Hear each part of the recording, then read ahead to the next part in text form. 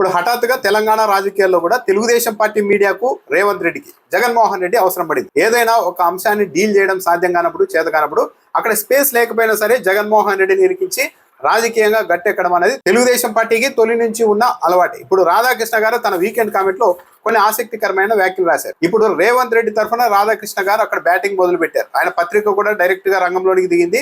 రేవంత్ రెడ్డిని గట్టెక్కించే పనిలో చాలా బిజీగా ఉన్నారు. మంత్రి కొండా సురేఖ కుమార్తె పరకాల నియోజకవర్గం నుంచి పోటీ చేయాలనుకున్నారు. కానీ ఇటీవల రేవంత్ రెడ్డి కాంగ్రెస్ పార్టీ ముఖ్యమంత్రిగా ఉంటూ డైరెక్ట్ గా వచ్చే ఎన్నికల్లో కూడా రేవూరి ప్రకాష్ రెడ్డి ఇక్కడ ఎమ్మెల్యేగా పోటీ చేస్తారని ప్రకటించారు. నిజానికి కాంగ్రెస్ లో ఇలాంటి ప్రాక్టీస్ అన్నది ఉండదు. డైరెక్ట్ గా టికెట్లు పలానా వ్యక్తి పోటీ చేస్తారని ఒక ముఖ్యమంత్రి అయినా సరే చెప్పే సాంప్రదాయం ఇదివరకు ఇప్పుడు లేదు. కానీ రేవంత్ రెడ్డి గారు దాన్ని బ్రేక్ చేసి మరి ముందుకెళ్తూ ఉన్నారు. ఈ నేపథ్యంలోనే కొండా సురేఖ కుమార్తె సుస్మిత చాలా తీవ్రమైన వ్యాఖ్యలు చేశారు. వచ్చే ఎన్నికల్లో ఇండిపెండెంట్ గా అయినా సరే తాను పరకాలం నుంచి పోటీ చేస్తాను, ముఖ్యమంత్రి రేవంత్ రెడ్డి ఆయన సోదరులు విపరీతంగా అవినీతికి పాల్పడుతున్నారంటూ ఆమె చాలా ఘాటైన వ్యాఖ్యలు చేశారు. ఈ నేపథ్యంలోనే మంత్రి కొండా సురేఖకి రాష్ట్ర కాంగ్రెస్ పార్టీ షోకాజ్ నోటీసులు ఇచ్చింది. దీని మీద ఆమె వివరణ ఇస్తూ ఆమె చేసిన వ్యాఖ్యలతో నాకు సంబంధం లేదు అని వివరణ ఇచ్చారు. ఇంకా దీని మీద క్రమశిక్షణ కమిటీలో విచారణ జరుగుతూ ఉండగానే రేవంత్ రెడ్డికి మద్దతుగా ఒక 16 మంది ఎమ్మెల్యేలు వరుసగా ప్రెస్ మీట్లు పెట్టారు. ఇదంతా ఆర్గనైజ్ చేశారు అన్న ఆరోపణలు కూడా వస్తూ ఉన్నాయి. మొత్తం దాదాపు 45 మంది ఎమ్మెల్యేలకు రేవంత్ రెడ్డి వర్గీయులు ఫోన్ చేసి మీరు రేవంత్ రెడ్డికి మద్దతుగా మాట్లాడండి, అలా మాట్లాడితే మీ పెండింగ్ లో ఉన్న ఫైల్స్ అన్ని వెంటనే క్లియర్ చేస్తాము అని కూడా ఎమ్మెల్యేలకు ఆఫర్ ఇచ్చినారని చెప్తున్నారు. కానీ 16 మంది ఎమ్మెల్యేలు, 2 ఎమ్మెల్సీలు మాత్రమే వచ్చి రేవంత్ రెడ్డికి మద్దతుగా ప్రెస్ మీట్లు పెట్టారు. తొలి నుంచి కాంగ్రెస్ పార్టీలో ఉన్న సీనియర్ నాయకులు కావచ్చు, సీనియర్ ఎమ్మెల్యేలు కావచ్చు, మంత్రులు కావచ్చు, ఎవరు కూడా ఈ అంశంలో రేవంత్ రెడ్డికి సపోర్ట్ గా మాట్లాడడం లేదు. రేవంత్ రెడ్డికి కాంగ్రెస్ లో ఉన్న ఎమ్మెల్యేల బలం ఇదేనా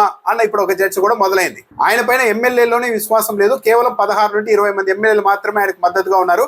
కాబట్టి ఆయన్నే ముఖ్యమంత్రి పదవి నుంచి తొలగించాలి అన్న డిమాండ్ కూడా ఇప్పుడు ఊపందుకుంది. ఈ నేపథ్యంలోనే కొండా సురేఖ కూడా కాంగ్రెస్ పార్టీ క్రమశిక్షణ కమిటీకి లేఖ రాస్తూ ఒకవైపు నేను పార్టీ మీద గౌరవంతో కమిటీకి వివరణ ఇచ్చాను, దీని మీద విచారణ జరుగుతూ ఉండగానే వరుసగా ఇంతమంది ఎమ్మెల్యేలు నాకు వ్యతిరేకంగా ఎలా ప్రెస్ మీట్ పెట్టారు, ఇది పార్టీ లైన్ ధిక్కరించడం కదా, వీళ్ళందరినీ నడిపిస్తున్న ఆ తెర వెనుక శక్తి ఎవరో తేల్చాలి అని కూడా ఆమె డిమాండ్ చేశారు. తెర వెనుక శక్తి ఎవరు అంటే రేవంత్ రెడ్డి. ఈ నేపథ్యంలో రంగంలోనికి దిగిన వేమూరి రాధాకృష్ణ ఆంధ్రజ్యోతి పత్రిక, రాధాకృష్ణ గారి వీకెండ్ కామెంట్ రాస్తే ఆంధ్రజ్యోతి పత్రిక ఈరోజు కొండా సురేఖను సాగనంపాల్సిందే, మెజారిటీ నేతల పట్టు అని రాశారు. కానీ మెజారిటీ నేతలు ఎక్కడ కూడా ఆమెను తొలగించాలని రావడం లేదు బయటికి. రాధాకృష్ణ గారు తన వీకెండ్ కామెంట్ రాస్తూ ఇక్కడ కూడా మళ్ళీ జగన్మోహన్ రెడ్డి పేరుని ఇరికించే ప్రయత్నం చేశారు. బీఆర్ఎస్ వైసీపీ ఏకమై రేవంత్ రెడ్డికి వ్యతిరేకంగా కుట్రలు చేస్తున్నాయని ముఖ్యమంత్రి వర్గీయులు భావిస్తూ ఉన్నారు. అంటే బీఆర్ఎస్ వైసీపీ ఏకమై రేవంత్ రెడ్డికి వ్యతిరేకంగా కుట్రలు అనే కుట్ర పదం అనేది బాగా గమనించండి. కుట్రలు చేస్తున్నారని రేవంత్ రెడ్డి వర్గం అభిప్రాయపడుతోందంట. వెంటనే రాధాకృష్ణ గారు ఏం రాశారో తెలుసా? ఉభయ రాష్ట్రాల మాజీ ముఖ్యమంత్రులు కేసీఆర్, జగన్మోహన్ రెడ్డి ఒక జట్టుగా ఏర్పడగా ప్రస్తుత ముఖ్యమంత్రులు చంద్రబాబు నాయుడు, రేవంత్ రెడ్డి మధ్య పాత సాన్నిహిత్యం మరింత బలపడింది. అంటే చూడండి, బీఆర్ఎస్ వైసీపీ కలిస్తే మాత్రం అదొక కుట్ర కోణం, కానీ రేవంత్ రెడ్డి చంద్రబాబు నాయుడు గారు కలిస్తే మాత్రం అది పాత సాన్నిహిత్యం బలపడింది, స్నేహం బలపడింది అని సానుకూలంగా రాధాకృష్ణ గారు రాస్తూ ఉన్నారు. అసలు బీఆర్ఎస్ వైసీపీ కలిసి పనిచేస్తున్నాయన్న దానికి ఎక్కడ ఆధారాలు లేవు. రాధాకృష్ణ గారు చివరికి YCP social media, BRS social media కలిసి రేవంత్ రెడ్డిని టార్గెట్ చేస్తున్నాయి అని కూడా రాశారు. సరే, వైసీపీకి సంబంధించిన కొందరు నెటిజన్లు రేవంత్ రెడ్డిని టార్గెట్ చేస్తూ ఉండవచ్చు. ఎందుకు చేస్తూ ఉన్నారు? రేవంత్ రెడ్డి గారికి వైఎస్ఆర్ కాంగ్రెస్ పార్టీకి ఎక్కడ గట్టు పంచాయతీ లేదు, రాజకీయ పంచాయతీ లేదు. మరి ఎందుకు వీళ్ళు వైసీపీ వాళ్ళు సహజంగానే రేవంత్ రెడ్డి మీద వ్యతిరేకంగా ఉంటున్నారు? ఎందుకు వ్యతిరేకంగా ఉంటున్నారు అంటే తెలుగుదేశం పార్టీ కారణంగా.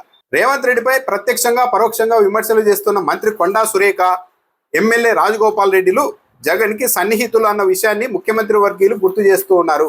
ఇది ఇంకో అన్యాయమైనది. అంటే ఇప్పుడు కొండా సురేఖ రేవంత్ రెడ్డిని టార్గెట్ చేస్తున్నారు కాబట్టి ఆమెను తీసుకొని వచ్చి జగన్మోహన్ రెడ్డి ఖాతాలు వేసే ప్రయత్నం చేస్తున్నారు. ఇదే రాధాకృష్ణ గారు కదా కొండా సురేఖ దంపతుల్ని పిలిపించుకొని ఓపెన్ హార్ట్ అనే కార్యక్రమం పెట్టి జగన్మోహన్ రెడ్డి మీద ఎన్ని మాటలు అనాలో అన్ని మాటలు అనిపించారు కదా. కానీ ఇప్పుడు మళ్ళా అదే వీకెండ్ కామెంట్ లో రాధాకృష్ణ గారు కొండా సురేఖ కూడా జగన్ మనిషి అని సన్నిహితులు, రేవంత్ రెడ్డి సన్నిహితులు భావిస్తున్నారు అని రాస్తూ ఉన్నారు. ఇంకా విచిత్రం ఏంటంటే రాయలసీమకు చెందిన రాజశేఖర్ రెడ్డి నాయకత్వంలో కిమ్మనకుండా పనిచేసిన తెలంగాణ కాంగ్రెస్ నాయకులు ఇప్పుడు తమ ప్రాంతానికే చెందిన రేవంత్ రెడ్డి నాయకత్వాన్ని ఎందుకు ఆమోదించలేకపోతున్నారు? ఇక్కడ బాగా గమనించండి.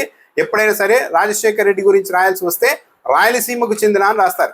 మరి చంద్రబాబు నాయుడు ప్రస్తావన వచ్చినప్పుడు కుప్పానికి చెందిన చంద్రబాబు నాయుడు, ఎన్టీఆర్ గారి ప్రస్తావన వచ్చినప్పుడు కృష్ణా జిల్లాకు చెందిన ఎన్టీఆర్ గారు అని రాయరు.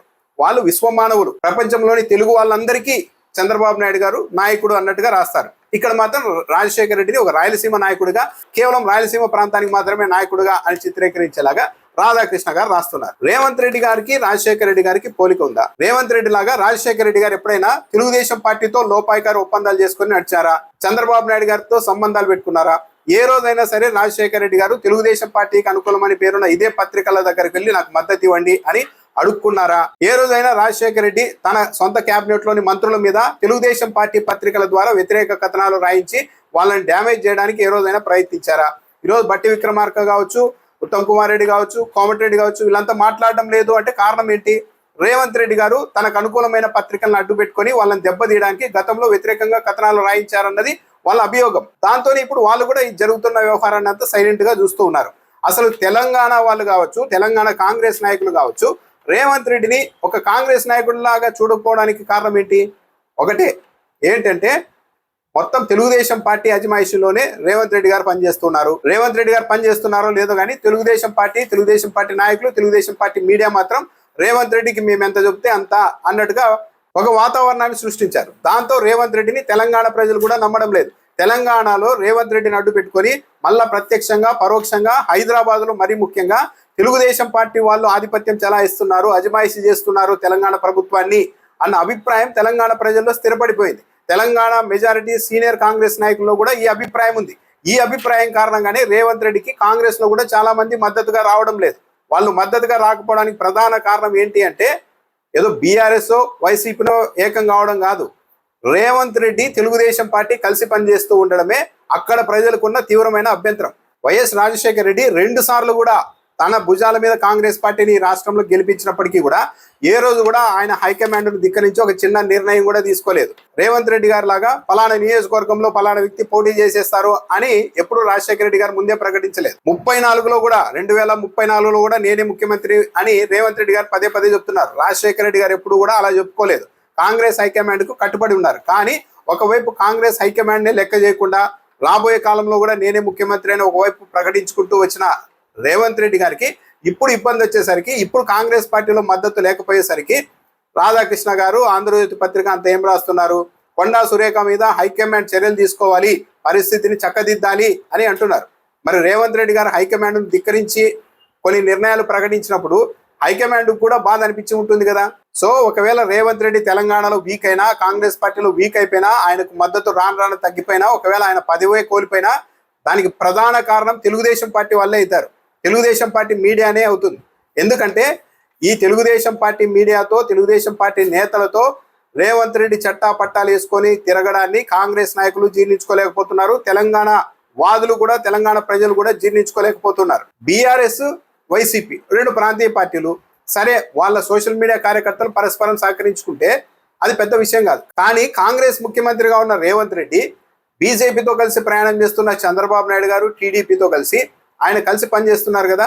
అది కదా అత్యంత తీవ్రమైన, రాజకీయాల్లో పూర్తిగా అనైతికమైన వ్యవహారం.